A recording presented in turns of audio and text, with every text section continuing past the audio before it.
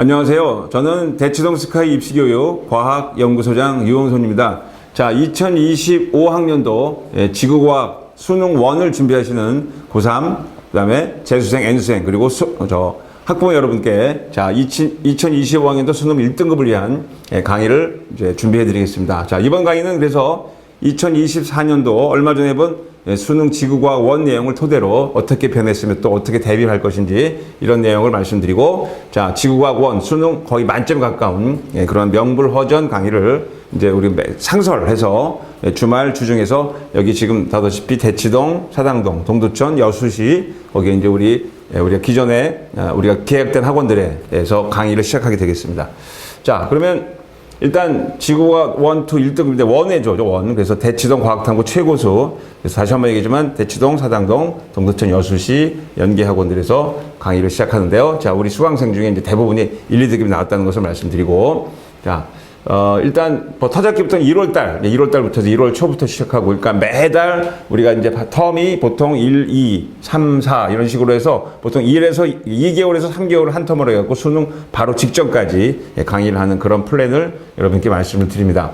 자, 그래서 이제 수능 1등급 대치동, 방배동, 반정원 10명제 스카이 입시교육으로 가고요. 자, 어떤 문제가 나왔는지를 한번 보면서 2024년과 비교를 한번 해보고 가죠. 자, 2024학년도 지금 발표된 거 보면은 수능 1등급이 대부분 7% 정도 나왔고요. 그 다음에 1등급을 이제 변환 점수로 하면은 100점 만점에 약 65점. 그러니까 난이도는 조금은 이제 뭐 좀 쉬워졌지만 그래도 1등급이 상당히 하기 어렵다, 그런 내용입니다. 자, 그래서 2024학년도 구분해서 정리를 하면 되겠습니다. 자, 그럼 문제 한번 보죠. 자, 어떤 문제가 뭐 어떤 문제 다 풀릴 수 없지만 이제 패턴이 어떻게 됐는지, 뭐 대부분이 이제 문제가 어떻게 나오는지를 한번 패턴을 보죠. 자, 1번 문제 보면은, 자, 생명가능지대에 대한 ABC 학생이죠. 즉, 골디락스존에 대한 걸. 생명가능지대는 어때요? 적당한 크기의 항성이 있어야 되고, 그죠? 그리고 폭도 있어야 되고, 물도 있어야 되는 그런 내용. 그래서 우리 지구를 기준으로 지구가 태양으로부터 1AU, 태양의 광도를 1로 놨을 때, 이제 광도가 높아지면 멀어지면서 폭도 넓어진다. 그런 내용이 되겠죠? 그래서, 자, 옳은 것만 골라라 그랬죠? 그러니까 생명가능지대. 그래서 생명가능지대는 위치한 행성에는 물이 액상태로, 당연히 액상태의 물이 존재해야 된다는 건 뭐 당연한 얘기고, 그 다음에 중심별의 광도가 클수록, 자, 중심별이 뜨겁고 크면 어때요? 생명가능지대 도망가야죠. 아니면 타 죽으니까. 그래서 지대는 거리는 멀어지고 폭이 넓어진다. 오케이. 맞고요. 그 다음에 C 학생 볼까요? 중심별의 광도가 클수록 생명가능지대 폭은 넓어지겠죠. 와이드해지니까 틀렸죠. 그래서 굉장히 쉬운 문제 같지만 생명가능지대에 대한 그 그래프를 머릿속에 넣고 있으면 되겠습니다. 자, 2번 문제는 뭐 퇴적구조니까 이거 뭐 점이측리, 사측리, 이건 뭐 연은 이런 식으로 해서 역전 여부를 판단하는 그런 문제가 되겠어. 넘어가겠습니다. 자, 3번 문제 보시면 이제 우리가 이제 그 대서양의 심층순환. 자, 우리 심층순환은 표층순환과 달리 열연분순환이라고 그러죠. 그래서 온도가 낮아지고 밀도가 커지면 이제 침강하게 되는데, 자, 거기서 세 가지가 있죠. 그래서 우리가 말하는 남극 저층수, 그다음에 남극 중층수, 북대서양 심층. 그러니까 남극 저층수가 가장 온도가 낮고 밀도가 크다. 그래서 순환 과정을 보시면 등밀도선, TS선 이용해서 보시면 되겠죠. 그죠? 그래서 심층순환은 수온과 염분 변화다라는 것으로 답을 하시면 되겠어요. 그래서 물리량 뭐다 이런 식으로 나왔고요. 자, 심층해수의, 그러니까 C는 심층해수에 이제 뭐 산소를 공급한다 그러는데요. 아무튼 이런 식으로 해서 쭉 내려서 산소를 공급하는 그런 내용들을 보시면 되겠죠. 자, 그래서 여기는 이제 니은. B는 A와 C가 혼합해요. 그렇죠. 근데 B가 A와 C가 혼합되지는 않겠죠. 그죠? 왜냐하면 여기서는 밀도차가 있기 때문에 혼합될 수가 없고. 그렇죠? 그래서 해수 덩어리는 혼합되지 않는다. 그러니까 수계는 혼합되지 않는다고 꼭 외워두시면 되겠고요. 자, 그 다음 4번 문제 같은 경우에 이제 뭐 우리가 물을 섞어서 찬물로 해갖고 해수의 염분, 그런 거를 충당하는 거죠. 해수의 염분은 증발량과 강수량, 담수의 유입, 해수의 결빙 등 이런 것들을 물어보는 그런 내용이 되겠죠. 그래서 이제 PSU 실용 단위 계산하시고, 해수의 결빙이 일어나면은 염분이 증가한다는 거, 그런 것들을 판단하시면 되겠습니다. 자, 이거는 뭐 100% 나오죠. 자, 마그마의 생성 과정에서 해양 지역이 섭입되는데, 일단 여기서부터 섭입되면은 이제 여기서 뭐야? 현무암질 마그마가 올라오고, 그 다음에 여기서 어떻게 돼요? 유문암질 마그마가 생겨서 섞여갖고 섭입대에서 안사암질 마그마가 된다는 거예요. 그래서 A에서 A과 A' 온도 상승, 여기도 물의 공급 이런 것들을 답을 하시면 되겠죠. 특히 그 다음에 현무암, 안사암, 유문암 되면서 SiO2 양이 많아진다, 이런 내용들이 출제가 됐습니다. 자, 그 다음 내용 보시면 이제 그 온대저기압 나왔죠. 그래서 온대저기압이 우리나라 서해안을 지나고 있어요. 그러니까 우리나라 지금 중부지방은 온난전선의 영향을 받으니까 무슨 풍이 불까요? 자, 온난전선 하면 남동풍, 남서풍, 북서풍 바뀌죠. 그래서 바람의 방향, 그래서 요게 이제 어떻게 풍향이 반환 이런 거죠. 그래서 온대접이 통과할 때 이동하는 과정에서 풍향이 시계 반대 방향으로 반하는 것이다. 그러니까 중심 경로가 어딘지를 알아야 되겠고, 그다음에 T1일 때, 자, 한냉전선이니까, 자, 여기 봐요. T3일 때 보세요. T3일 때는 그 니온은 온난전선과 한냉전선 사이에 위치하니까 온난전선과 한냉전선 사이에는 어떻게 돼요? 전선면이 없죠. 그렇죠? 그런 게 속기 쉬운 문제. 그다음에 7번은 보다시피 이제 대멸종 문제입니다. 그래서 요거는 연도를 어느 정도 외워두시라고 그랬죠. 그래서 봐요. 우리가 선캄브리아 대와 고생대 경계선, 그럼 5억 4,200만 년 전. 그리고 고생대와 중생대 경계선 2억 4천, 뭐 2억 5,200만 년 전, 뭐 2억 4,100만 년 이렇게 외워야 되고, 여기는 뭐예요? 이제 여기는 6,600만 년 전이니까 신생대 경계죠. 자, 그래서 대멸종이 이제 한번 우리가 일어나는데, 일단 A 시기는 뭐냐면은 고생대 오르도비스기 말이고, B 시기는 이제 고생대 마지막에 페르기 말이죠. 그러니까 판게아가 붙었던. 그다음에 여기 C 시기는 지금 여기서 보라면 중생대죠. 중생대 백악기 말, 그죠? 하얀 석탄이 나왔던 백악기 말. 그래서 그 순서들을 외워두시는 문제. 그렇죠? 그래서 우리가 말하는 그 B 시기는 고생대니까 거기서는 뭐예요? 양치식물이 번성했고, 그다음에 중생대는 거시식물이 번성했다. 자, 이런 내용들을 토대로 답을 하시면 되겠고요. 자, 8번 문제 보면 허블의 은하 분류, 그죠? 허블의 은하 분류, 그러니까 규칙성이 있는데, 이제 우리가 편평도에 따라 타오느냐, 또는 뭐 나선팔이 있느냐, 모양이 규칙적이냐, 이런 내용이 되겠죠. 그래서 여기서 보면 가는 막대 나선 은하로 중심부가 붉은색을 띠고 나선팔에 푸른색을 띈다는 거죠. 그렇죠? 그리고 나는 타원 은하니까 붉은색이에요. 따라서 막대 나선 은하에 있는 별의 광도는, 타원 은하는 다 오래되니까 별이 붉은색이니까 광도가 낮겠죠. 그래서 굉장히 쉽고, 그다음에 질량비. 자, 질량비는 어떻게 돼요? 아무래도 타원 은하가 불규칙 은하보다 작겠죠. 그렇죠? 불규칙 은하는 새로 생겼으니까요. 그런 내용들. 자, 그 다음에 이제 9번 문제는 태풍이죠. 자, 태풍의 오른쪽 반경은 시계 방향으로 바람이 불고, 태풍의 왼쪽 반경은 반시계 방향으로 분다. 요거 꼭 기억하시고, 오른쪽 반경이 더 풍향이 세다는 거. 그래서 좀 밝게 보이는 거. 특히 이제 가시광선 연결해서 밝게 보이면은 어떻다? 구름이 많다. 이렇게 보시면 되겠죠. 그래서 태풍의 영향. 태풍이 올라갈수록 어때요? 세력이 약해지겠죠. 그 내용을 보시면 되겠습니다. 자, 그 다음에 10번. 그림은 태평양 표층 해수의 동서방향 연평제. 여기서 이제 플러스 마이너스 가는 거죠. 그러니까 우리가 말하는 요 시기를 잘 보시면서 답을 하셔야 돼요. 자, 그래서 태평양 표층 해수의 동서방향인데요. 여기서 플러스 마이너스 동쪽인데, 동쪽으로 향하는 방향이다 이렇게 나왔죠. 그러니까 아열대 순환, A에게서 나타나는 순환이 어떤 순환인지를 먼저 알아야 되겠죠. 그래서 A에게 나타나는 주요 표층 해류는 남극 순환유죠. 그래서 동쪽으로 흐른다. 그리고 B에게 나타나는 표층 해류는 북쪽도로 서쪽으로 흐른다. 이런 방향 감각이 있어야 되니까 플러스는 동쪽, 마이너스는 서쪽이다라고 하시면 되겠죠. 그래서 남극 순환유는 편서풍에 의해서 된다는 거죠. 네, 그거 답을 하시면 되겠습니다. 자, 11번 문제. 이제 지층의 생성 순서하고 여기 이제 여러 가지 그 지사 연구의 법칙을 하시면 되는데, 여기는 우선 순서가, 빨리 순서를 하면 어떻게 되겠어요? 일단은, 퇴저감이, 형성되고, 바로 단층이 됐었죠. 단층. 그 다음에, 부정합이 있고, 그리고 어떻게 돼요? 퇴저감 또 형성되고, 화성합이 감축했고, 마지막으로 부정합, 지층 A가 성공했다. 요것만 알면 되겠죠. 그래서, 단층 F'은 화성합보다 먼저 생성되었다. 그런데, 야, 여기 숫자 여러분, 32분의 1. 그러니까 32가 뭐예요? 2의 5승이니까 반감기가 5번 지났으니까 꽤 오래됐다. 그러니까 0.4년보다는 훨씬 길다. 이렇게 답하면 되겠죠?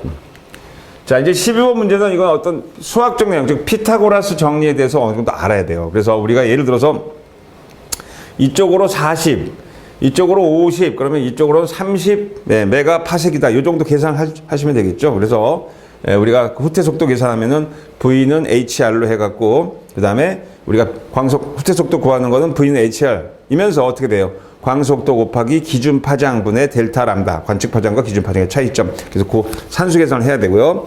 그 다음에 AB 사이 거리가 30 메가파섹이고, 후퇴 속도가 21,100이니까 나누면 70 맞죠? 그래서 허블 상수는 70km/s다.